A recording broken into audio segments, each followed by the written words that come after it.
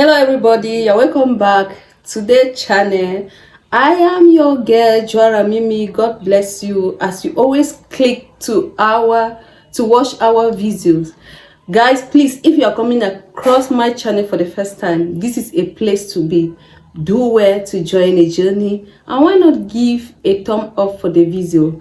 Don't forget also to turn on your notification bell so that each time I upload a video you're going to get notified. There are so many things I bring here that many people don't come to know about it. Reason being that their notification bell is not on, so you just have to turn it on. On today's video, I want us to be intentional about this. Like, I posted a video here talking about explaining certain things that Cameroonians are going through in the hands of Nigerians.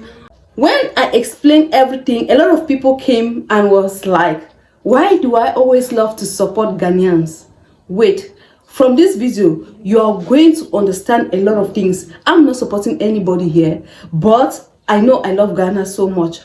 That does not mean that loving them is to accept the things they are doing. No. But if we want a better Africa, if we want the earth to be where we can live happily, there are some things that we need to readdress in order to make it beautiful. People talk about Ghana, Ghana, Ghana. Like, what is so special about Ghana? Let me tell you something. I have read a lot of articles and I've read a lot of things about Ghana and the issue of Ghana must go. Before I come to what I want to talk about today, I would love you to listen to this. I've read all those things and I came to realize that if Ghanaians wanted to retaliate about what the Nigerians did to them in the years of Ghana must go, no Nigerian will be in Ghana. I mean, none will be in Ghana.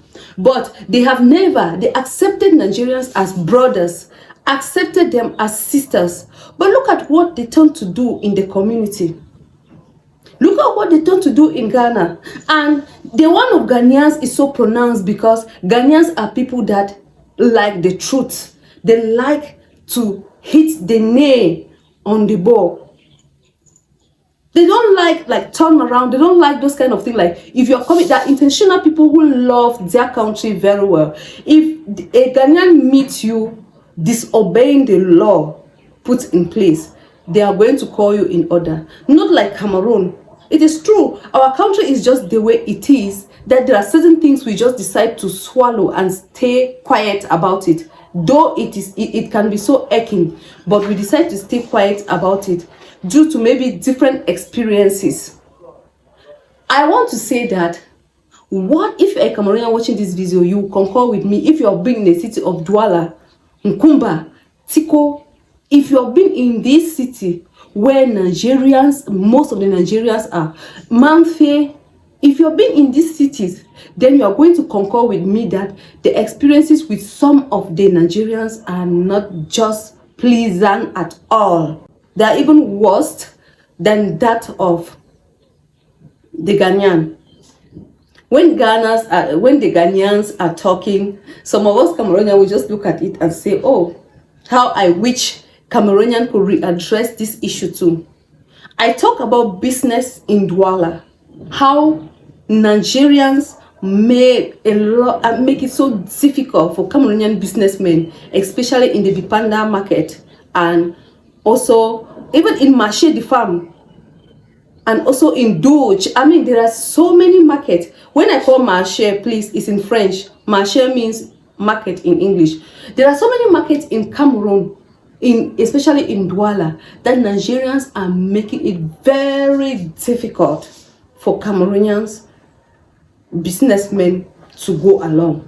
They make it just so difficult. They dominate and make some of them cry. So, I mean, you have a quarrel with a Nigerian about certain things concerning the market, they will say they can buy you plus your land. And all what the Nigerians will say is like, we are hardworking people. We are hardworking people. We know business strategies. But guess what?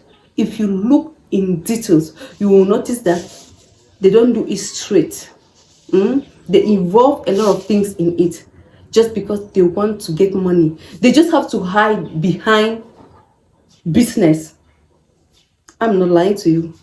They just have to hide behind business to do a lot of things. When I posted this video, a woman came to me and wrote to me like, that woman is a Cameroonian, and say she would like to explain her experience as someone that sells clothes, that sells this Afri2 wear, like wrapper materials, and most of them come from Nigeria. That's not lie. Most of them come from Nigeria. She said she buys from Nigeria and sells back in Tiko, Cameroon.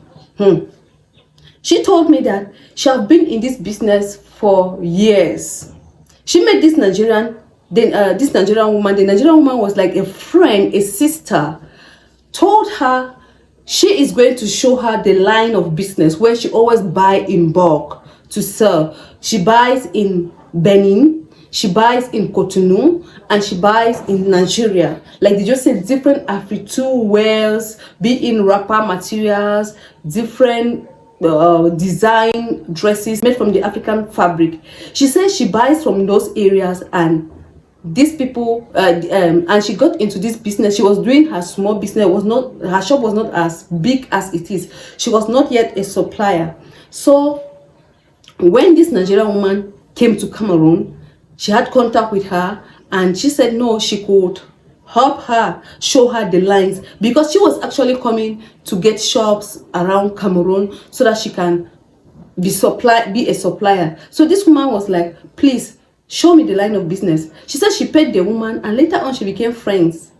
She have been doing this business with the woman for years. But guess what? It was only last year that she got to understand that before this woman took her up to Benin, Nigeria, Cotonou, and Togo even, she had already arranged the price.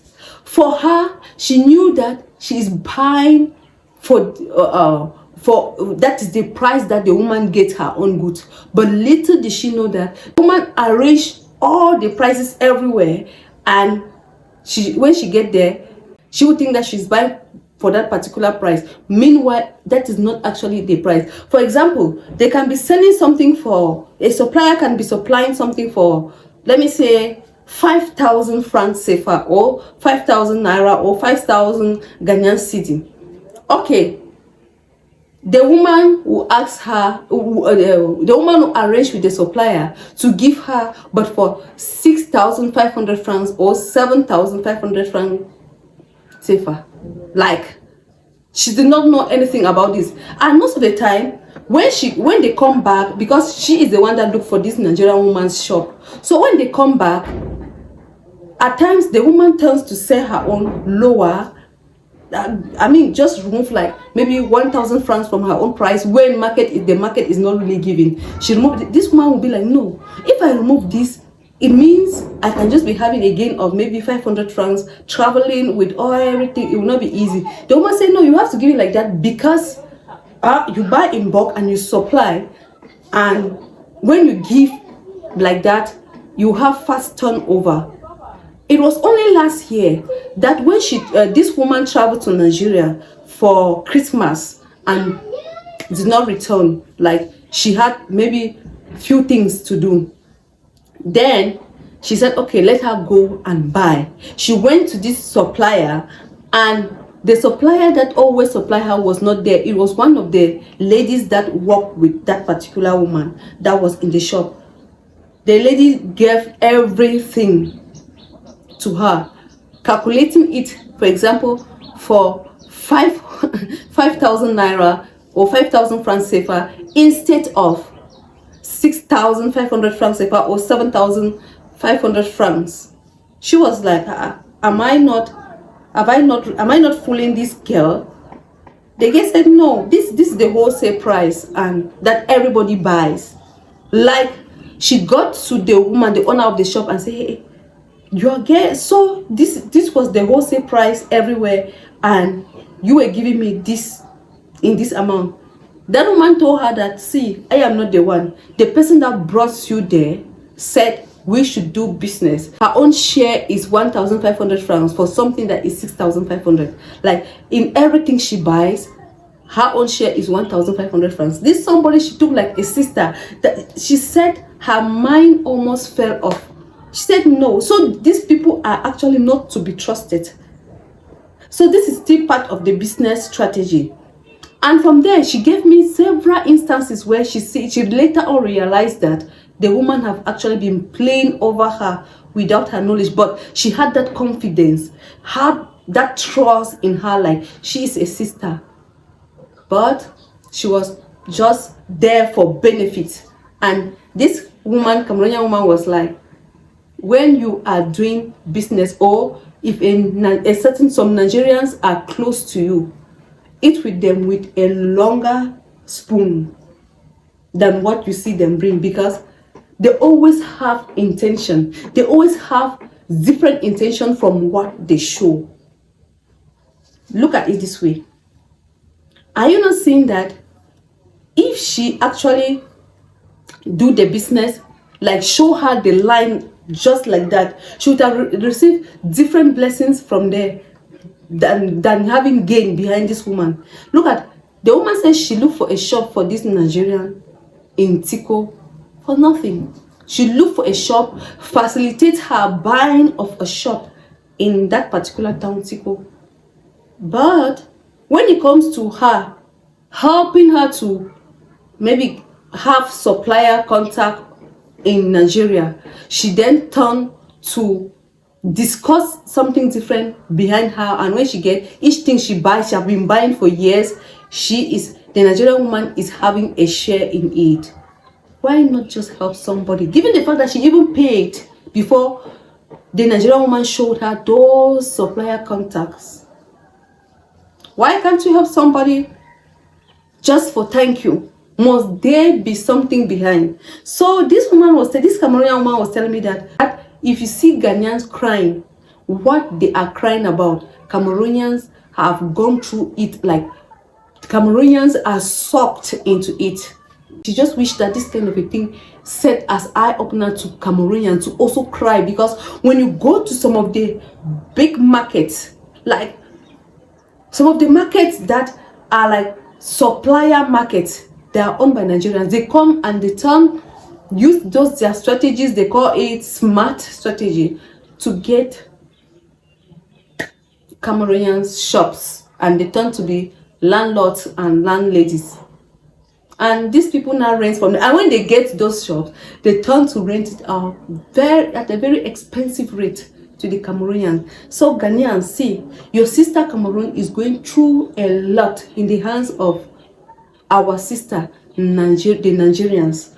Don't think you are alone in this. Cameroonians are also going through a lot. I don't even want to narrate the story, what is happening in Kumba. I don't want to narrate that, because that's the same thing.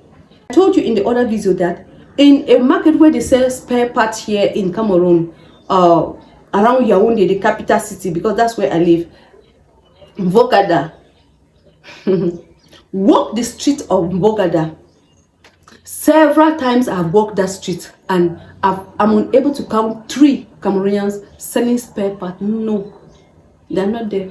These people have taken over and make them to suffer. Some of them give up in the businesses. And people are coming here to say I am so controversial.